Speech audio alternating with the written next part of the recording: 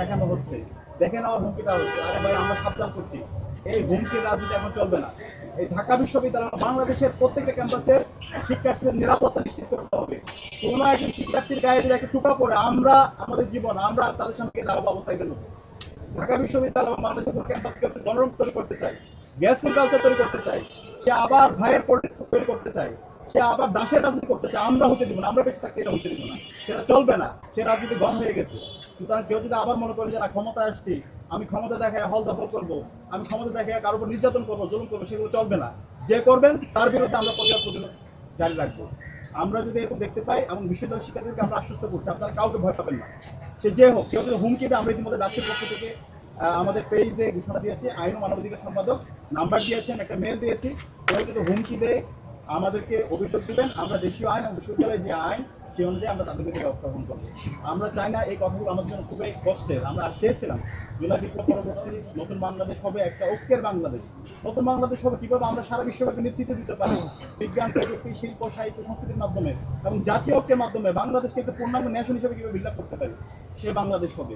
এবং নির্বাচন পরবর্তী আমরা সেটা আশা করেছিলাম, কিন্তু যে সহিংসতা, যে সংঘর্ষ এবং যেভাবে হুমকির যে রাজনীতি প্রতিযোগিতা শুরু হয়েছে, যেটা খুবই অপ্রত্যাশিত। তো আমরা আশা করবো এখনো সময় আছে, সরকারি দল, বিরোধী দল যারা আছেন, আপনারা দ্রুত বসে নেতাকর্মী যারা আছে সারা দেশে যারা উচ্ছৃঙ্খলা করছে তাদের বিরুদ্ধে ব্যবস্থা গ্রহণ করুন, তাদেরকে আইনের আওতায় নিয়ে আসুন, এবং এর মাধ্যমে আমরা একটা সুন্দর সুখী সমৃদ্ধ একটা শহীদের আকাঙ্ক্ষার আলোকে নতুন বাংলাদেশ নির্মাণ করতে চাই। আমরা আশা করছি সে জায়গায় আপনারা সার্বিকভাবে আমাদেরকে সহযোগিতা করবেন, এবং দেশের যে সুন্দর একটা স্থিতি অবস্থা তৈরি করার জন্য আমরা সবাইকে নিয়ে একসাথে আমরা কাজ করতে চাই।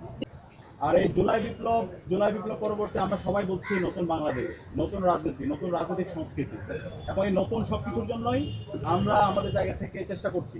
ডাকসুর জায়গা থেকে আপনারা দেখতে পেয়েছেন, আমরা দায়িত্ব নেওয়ার পরে 4 মাসে আমরা দেখিয়েছি, এক্সাম্পল সেট করেছি কিভাবে ছাত্রের অধিকার নিশ্চিত করতে হয়, কিভাবে একটা নিরাপদ ক্যাম্পাস গড়ে তুলতে হয়, কিভাবে আমার যারা প্রতিপক্ষ আছে তাকে সম্মান করতে হয়, কিভাবে বিশ্ববিদ্যালয়ের জন্য একটা সকল মানুষ এবং সকল প্রাণীর জন্য একটা নিরাপদ ক্যাম্পাস বিনির্মাণ করতে হবে। আমরা আশা করেছিলাম এবার নির্বাচন পরবর্তী ওই ধরনের এক্সাম্পল হবে, যেখানে সকল নাগরিকরা নিরাপদ থাকবে, প্রতিপক্ষ যারা থাকবে, যারা প্রতিদ্বন্দ্বী হবে, তারা কেউ শত্রু হবে না, যে জিতবে এবং যে বিজিত হবে সবাই নিরাপদ থাকবে, এবং যারা জয়ী হবে তারা বিজিতদের নিরাপত্তা এনশিওর করবে। কিন্তু আমরা অবাক হয়েছি, নির্বাচন পরবর্তী 24 ঘন্টার মধ্যে সারা দেশের মধ্যে 3টা লাশ করেছে, খুবই অপ্রত্যাশিত। এই জুলাই বিপ্লব পরবর্তী যদি এইভাবে আবার লাশের কথা শুনতে হয়, এবং শতাধিক জায়গায় আমরা হামলার চিত্র আপনারা দেখতে পেয়েছেন, আমরাও প্রতিনিয়ত পাচ্ছি। ইতিমধ্যে আমাদের ডাক্তার যে তালিকা বার করেছেন, আমাদের তালিকাটা অনেক দীর্ঘ, আমরা ডকুমেন্টেশন করছি, এবং প্রত্যেকটা ডকুমেন্টস আমাদের কাছে আছে, আমরা আপনাদের কাছে দিয়ে দিব। এটা আমরা অবাক হয়েছি, যেখানে জুলাই বিপ্লব হয়েছে এই ফেসিবাদী কাঠামো ভেঙে দেওয়ার জন্য, হাসিনাবাদী যে রাজনীতি, সেই রাজনীতিকে ভেঙে নতুন রাজনীতি বিনির্মাণ করার জন্য। কিন্তু আমরা দেখতে পাচ্ছি সেই হাসিনার রাজনীতি, যে ফেসিবাদে আমরা যেমন দেখতে পেয়েছি নির্বাচন পরবর্তী সহিংসতা, মারামারি, হুমকি, দেখে নেওয়ার হুমকি, সেই রাজনীতি আমরা আবার দেখতে পাচ্ছি। 24 ঘন্টায় 3টা লাশ পড়েছে, শতাধিক জায়গায় হামলা হয়েছে। আমরা